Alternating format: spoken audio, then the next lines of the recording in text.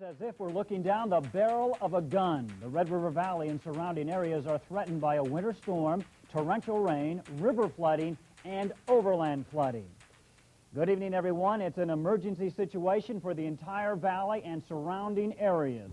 Well, Austin, as you can see, it's just miserable here. The winds are blowing, the rain is coming down, and it's been like this pretty much all day. And that, of course, is adding to the water problems for the people in the Wahpeton, Breckenridge area. But if we get the crest that the National Weather Service said of 20 feet, we're going to lose something, and we just can't handle that kind of water here in Breckenridge. Also in Fargo, Dennis Wallaker is advising all homes with deep basements to plug your drains immediately. An ice storm has brought the northern end of the valley to a virtual standstill. One power company spokesman says it's the worst ice storm he's seen in 20 years. He says because of icy conditions, it's taking a long time for crews to get to the lines and repair them. Now, the miserable conditions outside made for a treacherous rescue today in Clay County. Nigel Amundsen and photographer Stacy Anderson have more from Sabin. This is flooded farmland outside Sabin, Minnesota. Boy, I don't know. Clay County officials braved the rough lake-like conditions to rescue people. Have you ever seen anything like this? No, never. Never been this high before. We'd like to get them out of there during the daylight if they would call us. We're trying to contact the ones we can that we know where they live and so on, and see if they want to get out of there before the blizzard hits. What makes rescues like this really difficult is that it's water over land, making the currents very treacherous. If a spring flood wasn't enough, how about heavy rain, an ice storm, power outages, and maybe a blizzard? It's a weekend of terror in the Red River Valley. Good evening, everyone. If we can survive this, we can survive anything. With water pouring into our communities and sometimes into our homes, the region is hit with an ice storm and now faces what could be its 8th blizzard of the year. Austin, this storm has just paralyzed the valley.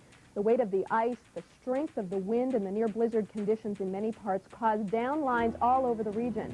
This storm could not have come at a worse time. A state of emergency has already been declared in Breckenridge, as well as a flash flood warning. It's like adding insult to injury down here in Wahpeton, Breckenridge, trying to fight rising rivers in the middle of a rainstorm. But the worst is still to come. With the crest still a day or two away, the people here are making last-minute adjustments, holding tight, and waiting for this to pass. The Red River Valley is brought to its knees this weekend. The 8th blizzard of the year follows one of the worst ice storms in recent memory, knocking power out to thousands of people in the region.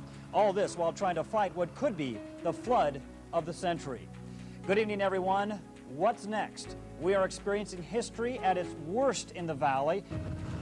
In whiteout conditions, a pelting snow and bone-chilling wind, linemen found it nearly impossible to get customers back online in the region. Something else. High water fighting floods one day.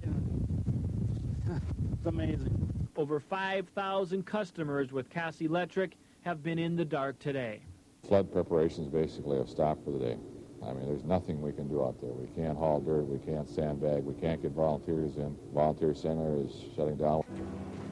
No one here in Ada, Minnesota ever imagined the flood would bring this town to her knees like this. Battling sub-zero temperatures, they rode in the buckets of tractors and heavy equipment. National Guard troops on their rescue missions sometimes had to travel through streets plowing through ice chunks and deep floodwaters that at times are now chest high. The people of Ada the past 48 hours have lived through a raging blizzard, power outages, and now the biggest surprise of all, the out-of-control wild rice. In Ada, some can only get around in boats.